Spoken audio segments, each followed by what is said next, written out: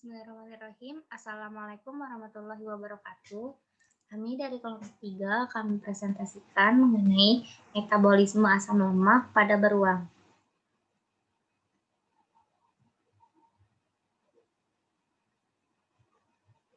Sebelumnya, saya akan memperkenalkan anggota kelompok dari kelompok 3. Yang pertama, Intan Tresna, NPM 67. Yang kedua, Elza Nurrahmanita, NPM 75. Dan yang terakhir, saya sendiri, Andisa Khairia, NPM 77.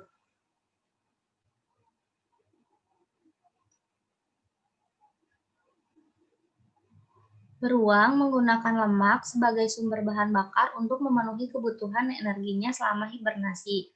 Apa sih hibernasi itu? Hibernasi adalah menurunnya aktivitas yang terjadi di beberapa hewan selama musim dingin. Dalam cuaca dingin, kebanyakan hewan harus makan makanan dalam jumlah besar untuk memperoleh energi yang diperlukan untuk melakukan kegiatan normal tubuh.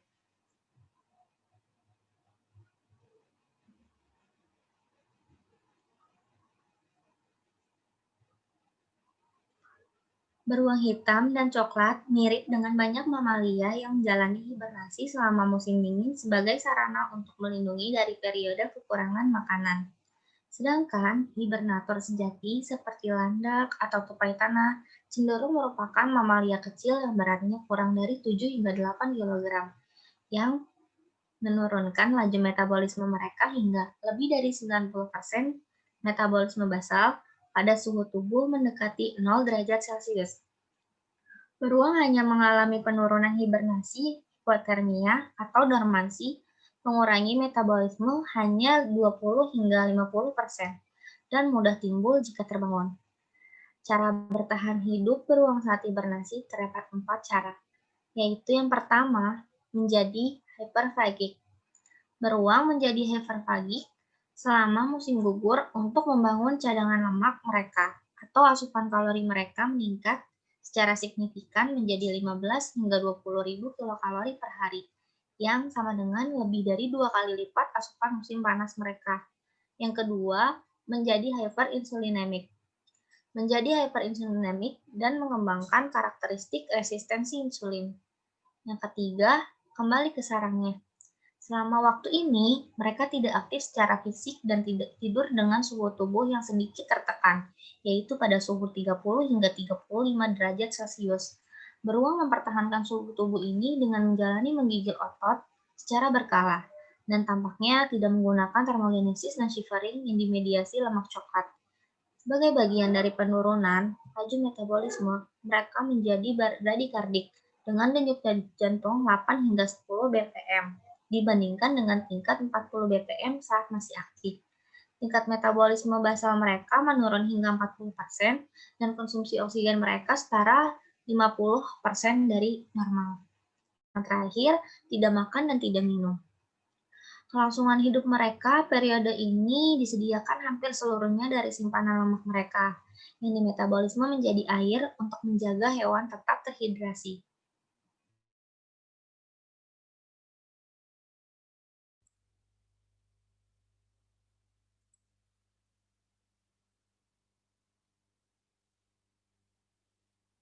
Selanjutnya adalah lemak pada beruang. Lemak dikonversi menjadi energi pada proses beta oksidasi untuk asam lemak, sementara gliserol akan masuk ke jalur glikolisis pada arahan gluconeogenesis. Energi yang dihasilkan digunakan untuk berbagai kebutuhan. Yang pertama, menjaga suhu tubuh, yang kedua, sintesis asam amino dan protein, dan yang ketiga adalah transport membran.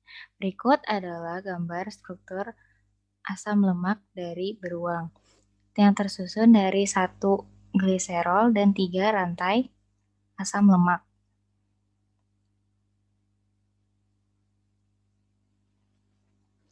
Hibernasi pada beruang berlangsung selama 3-7 bulan, ditandai dengan temperatur tubuh yang mendekati normal, tidak makan, tidak minum, tidak urinasi, dan tidak defekasi.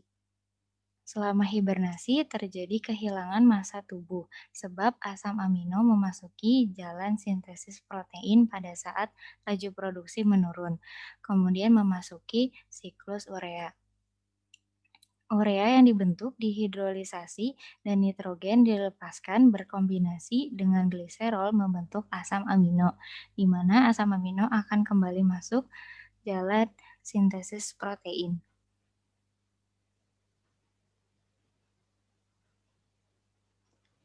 Selanjutnya adalah metabolisme saat hibernasi. Saat hibernasi, metabolisme beruang menurun sebanyak 50% sampai 60%. Normalnya, beruang bernapas 6-10 kali per menit. Namun, pada saat hibernasi bisa menghematnya menjadi satu napas setiap 45 detik. Detak jantung turun dari 40-50 per menit menjadi 8-19 per menit. Beruang kehilangan 15-20% berat tubuhnya selama hibernasi. Karena tidak makan, maka ada proses penghancuran lemak dan juga protein. Beberapa jaringan otot dipecah untuk menghasilkan energi untuk keberlangsungan metabolisme. Selama pemecahan lemak di sel otot, kadar kolesterol dalam darah meningkat.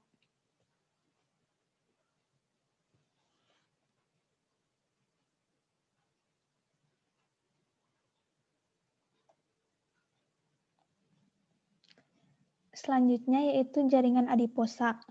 Jaringan adiposa merupakan jaringan ikat khusus yang mempunyai peranan sebagai tempat utama penyimpanan lemak dalam bentuk trigliserida. Pada hewan yang hibernasi, jaringan adiposa penting untuk mengatur temperatur tubuh melalui non-shivering thermogenesis. Sebagai substrat, lemak dalam jaringan adiposa melepaskan energi secara langsung sebagai panas, yang digunakan untuk menghasilkan panas pada termogenesis.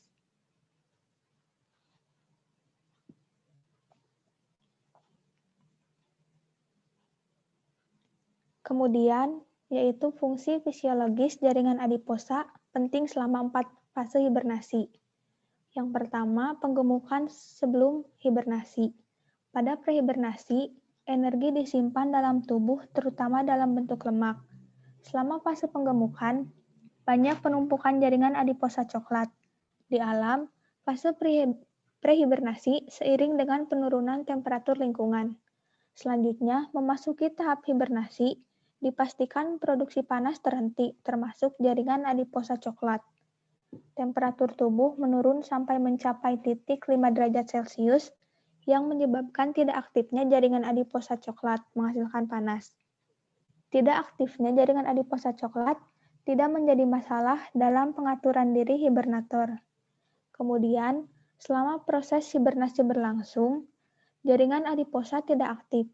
Hal tersebut disebabkan pengaturan temperatur tubuh tidak berhenti selama hibernasi yang telah disetting sangat rendah yaitu 5 derajat Celcius. Jika temperatur lingkungan menurun sampai 0 derajat Celcius atau di bawahnya, hibernator akan mempertahankan set point temperatur tubuhnya. Selanjutnya, selama arousal dari hibernasi. Dalam hibernasi, selama arousal, jaringan adiposa coklat memerankan peranan utama fisiologis. Hibernator dapat menjadi hangat meskipun temperatur lingkungan tetap rendah. Selama fase arousal, hibernator akan menggunakan seluruh mekanisme termogenik untuk meningkatkan temperatur.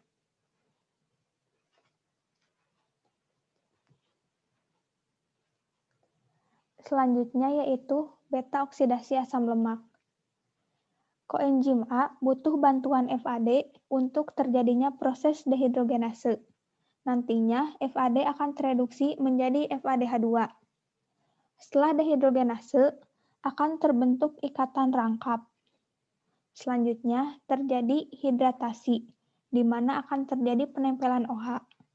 Selanjutnya, setelah hidratasi, akan kembali terjadi proses dehidrogenasi, yaitu lepasnya atom H sehingga membentuk karbonil. Kemudian, H+ akan diangkut oleh NADH dan akan lepas. Hasil akhirnya yaitu asetil-CoA dan sisanya yaitu 14 karbon yang akan kembali berulang.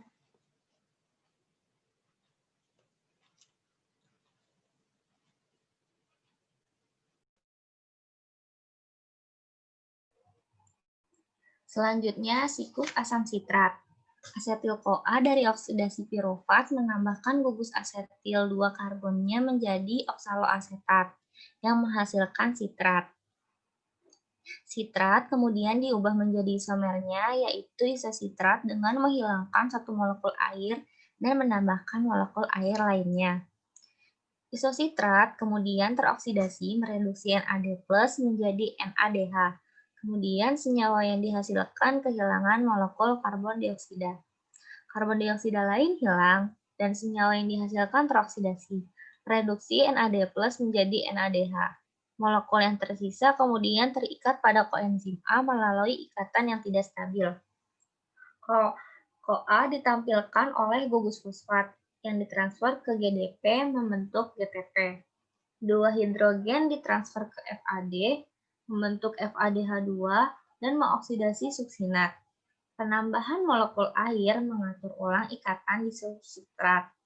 Substrat teroksidasi, kemudian mereduksi NAD+ menjadi NADH dan meregenerasi oksaloasetat.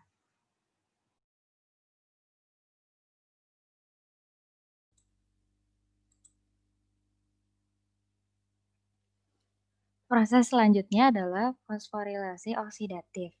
Fosforilasi oksidatif terbagi menjadi 4 tahap. Tahap pertama adalah pengiriman elektron oleh NADH dan FADH2.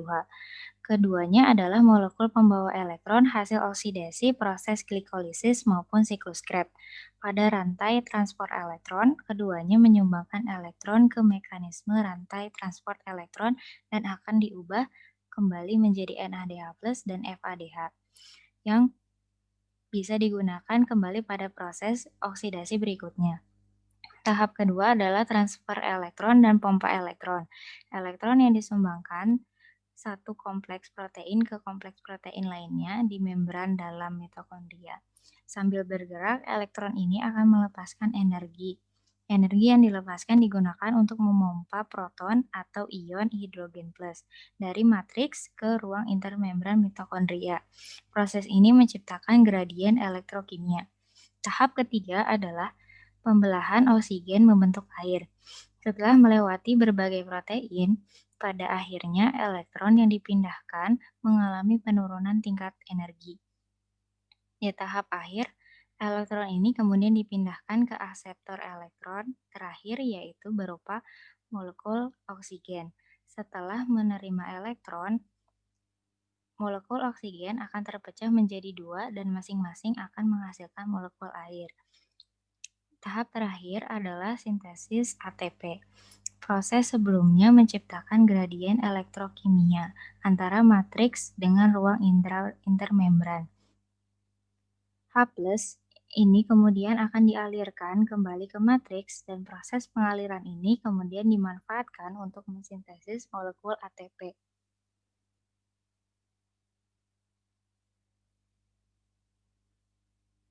Jumlah energi yang dikonsumsi oleh beruang yaitu sekitar 38.000 kJ per hari di akhir musim semi dan saat musim panas. Tetapi saat menuju musim dingin, beruang makan 20 jam per hari, mengkonsumsi hingga 84.000 kJ per hari.